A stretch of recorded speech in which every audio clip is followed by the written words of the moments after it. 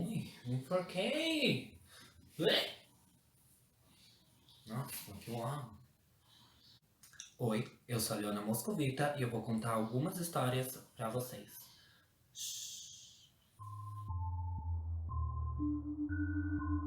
Primeiro, eu quero começar falando que eu não li as histórias, então a gente vai reagir a elas ao mesmo tempo. Eu quero pedir pra vocês se inscreverem aqui no canal, por favor, pra vocês darem um like pra me ajudar, não é? E comentar o que vocês acham. E gostaria de deixar claro que eu aceito críticas, mas eu também não fico quieta. Se você tiver histórias, você manda pro meu Instagram, que é Leona Moscovita, ou no meu Twitter, que também é Leona Moscovita, ou você pode mandar pro e-mail que eu vou deixar aqui embaixo. Então a pessoa começa assim. Bom, primeiro que eu queria começar parabenizando por você ter aberto o canal e dizer que eu sou muito fã desse tipo de conteúdo. Já comecei bem, viram? Eu resolvi compilar algumas histórias da minha mãe, que são inúmeras. Então, vamos lá. Esse tipo de coisa sempre aconteceu em casa e principalmente com a minha mãe. E a maioria das situações tiveram comprovações que eu pude presenciar e que me levaram a nunca duvidar do que ela dizia. O mais básico é que exatamente todos os familiares por parte da minha mãe que eram mais próximos e morreram, avisaram pra ela em sonho que estavam prestes a morrer. Eu já presenciei uns negócios assim, eu acho. Houveram diversos casos, mas ela sempre conta que o meu avô estava doente no leito e minha mãe ainda era bem pequena. Então ele apareceu em sonho pra ela e disse que faria uma viagem e que era pra ela se cuidar sempre. Ela conta que perguntou se ele voltaria dessa viagem. Então ele apenas abraçou ela e disse: "Te amo, Palinha", que era o apelido que ele tinha dado pra mãe da pessoa que conta aqui pra gente o relato. Ele faleceu alguns dias depois, e por ela ser muito pequena, a família tentou esconder o máximo que puderam. E quando contaram, ela só respondeu que ele já tinha vindo se despedir há algumas semanas atrás. Eu acho babado essa história. O que me faz acreditar em absolutamente tudo que minha mãe me conta vem de diversos fatos que eu vivenciei junto com ela. Um exemplo foi um dos dias que ela acordou e disse que havia sonhado com meu irmão falecido batendo na porta de casa e dizendo que estava com frio e estava todo molhado de chuva.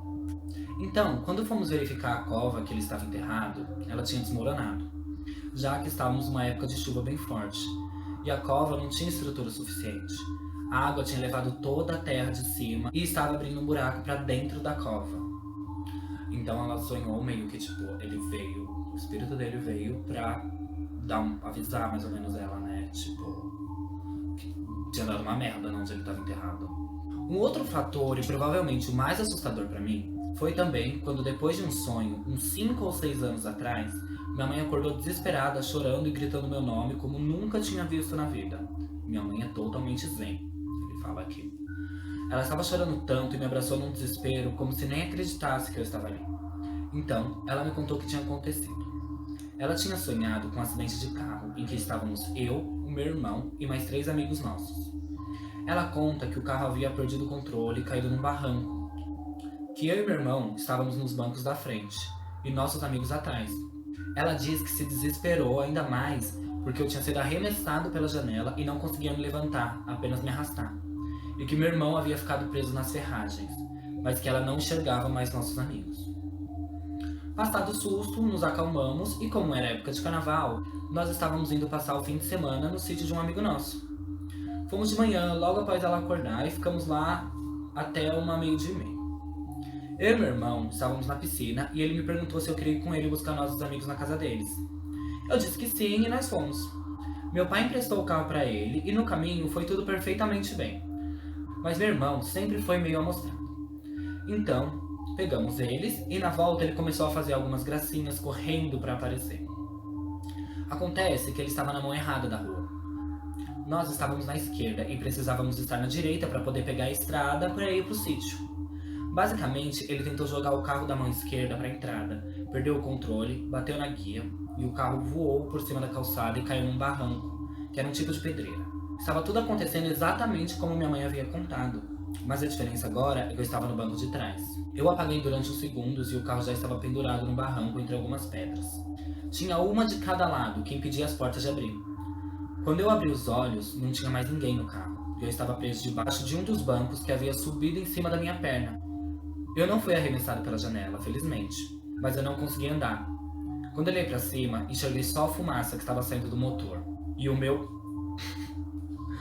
Ai, não pode falar essas coisas assim, gente, no meio da história, porque aí eu me desconcentro todo e começo a dar risada, né? E o meu trancou achando que o carro ia explodir. Mesmo assim, fiz força e me arrastei para tirar as pernas debaixo do banco.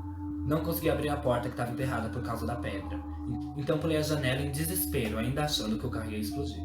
Mas eu consegui sair. Ainda bem, né? Tá mandando a história, eu espero que esteja vivo. A primeira coisa que eu fiz foi pedir para ligarem para minha mãe. Quando atenderam o celular, era meu pai, que disse que minha mãe estava passando um pouco mal. E perguntou o que tinha acontecido para estarmos demorando tanto. Meu irmão era quem estava no telefone e disse: eu bati o carro. Nesse momento, meu pai conta que minha mãe tinha escutado, mesmo com o telefone não estando no viva voz. Então ela entrou em desespero. Não conseguia respirar direito e só chorava e gritava: deixa eu falar com o fulano, deixa eu falar com o fulano. E ela só conseguiu se acalmar um pouco mais quando ouviu a minha voz no telefone. Mesmo me ouvindo, ela ainda estava chorando e perguntando se eu estava bem mesmo e que ela tinha nos avisado. Depois dali, eu nunca mais duvidei quando minha mãe diz: estou com um mau pressentimento. Pior ainda é quando ela vem dizendo: sonhei contigo. Eu ficaria bem assustada também, vou ser bem real com você. Mesmo assim, nós temos o maior cuidado quando ela sonha ou vê algo por aqui em casa.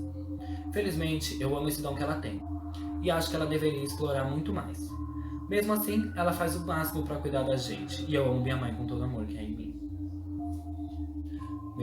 Eu mesma já tive várias experiências, não comigo, mas assim, que eu presenciei, que eu tava perto de gente que teve sonho premonitório, esses negócios.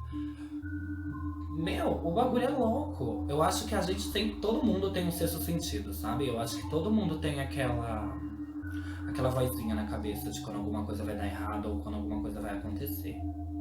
Mas eu acho que cabe também a cada um, né?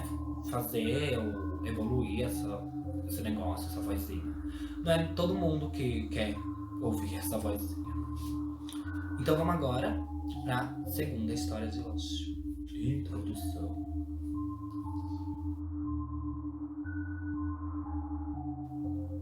Quando eu era pequeno, por volta de uns 6 ou 7 anos, minha família costumava ser do espiritismo. E eu meio que via muitas coisas que consideram estranhas. Mas eu não tinha muita noção. Isso era bem constante, então algumas coisas eram bem normais para mim. Porém, tinha medo de algumas outras por serem desconhecidas. Então, em uma noite, eu resolvi dormir com meu avô por termos visita em casa. Como havia um cômodo vazio, onde hoje em dia é a cozinha da casa dos meus avós, colocamos um colchão lá para as visitas dormirem. Então, fui lá eu dormir com meu avô. Até porque eu tinha medo do escuro por causa das coisas estranhas que aconteciam e eu não gostava de dormir sozinho. Acho medo do escuro um negócio muito babado porque você não tem medo do escuro. Você tem medo do que você não consegue ver no escuro. E agora eu tô preocupada porque eu tô gravando isso aqui no quarto escuro. Obrigado, a mim mesma. Em frente a onde eu tava dormindo, tinha uma janela e uma porta de vidro, que eu consequentemente conseguia ver o que tinha no corredor da casa. Eu estava com dificuldade de dormir devido a estar no escuro. Meu avô pegou no sono tão rapidamente. Então, eu simplesmente fiquei pensando em coisas que me acalmavam até pegar no sono. Até que eu comecei a ouvir alguns barulhos. De início, não liguei muito, pareciam pessoas conversando de longe. Quase como sussurros. Então, podia ser na rua. Era por volta de 2 da manhã, ou por aí. Geralmente não tem pessoas na rua esse horário por ser um bairro um pouco perigoso, mas eu não descartei a possibilidade. Os barulhos começaram a se intensificar. Aí foi quando comecei a saber que tinha algo estranho, e logo cobri a cabeça com um cobertor. Estava com medo e não conseguia pensar em nada. Tive que descobrir a cabeça quando tive algumas dificuldades para respirar.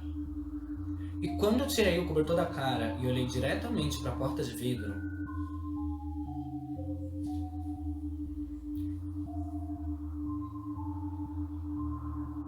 foi quando eu vi um homem passando e parando na frente da porta. Acabei entrando em choque e não consegui parar de olhar e nem me mexer. Foi quando ele virou a cabeça para olhar para mim. E eu comecei a me sentir muito minúsculo olhando para ele. Eu vi que ele tinha olhos fundos e escuros, que se destacavam. Sua pele era bem branca e ele era magro. Ele usava roupas pretas, desgastadas e rasgadas.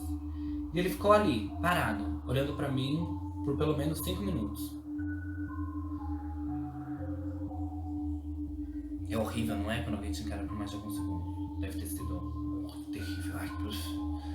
E eu não consegui ter reação nenhuma. Fiquei simplesmente paralisado e sem conseguir nem chorar, por tanto medo que estava. Ele finalmente virou o rosto para frente e continuou andando em sentido ao final do corredor que dá acesso ao portão. Enquanto isso, os sussurros continuavam. E eu continuava paralisado, sem conseguir fazer nada. Eu só consegui virar para o lado, rezar e acordar meu avô chorando. Ele estava com sono, então somente acordou e não prestou muita atenção, e logo voltou a dormir. Eu só virei de encontro com a parede e me cobri por completo, com a coberta deixando meu rosto para fora, e dormi. No outro dia, alguns familiares diziam que conseguiram ouvir alguns barulhos, mas não acreditaram muito em mim, pois eu era muito novo e achavam que era só fantasia da minha cabeça, apesar de não serem céticos sobre isso. Gente, eu imagino o quanto assustador deve ser para uma criança de quantos anos? Uma criança de 6 anos passar por um negócio desse. Eu já tive bastante experiência, só que minha família sempre acreditou muito nessas coisas e todo mundo sempre deu confiança pra mim, sabe? Deve ser horrível. Gente, é terrível você tá ali parado com medo e alguma coisa te encarando, olhando de frente pra você. Isso é assustador, ainda mais quando você se sente minúsculo naquela presença. Bom, mas então, gente, eu queria agradecer a quem mandou as histórias. Muito obrigado por fazer parte do canal agora.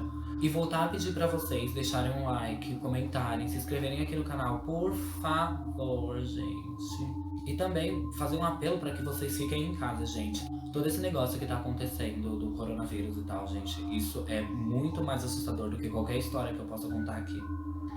Eu espero que todo mundo fique bem. Se cuidem, cuidem de quem tá do seu lado e cuidem sempre um do outro. Tá bom, gente?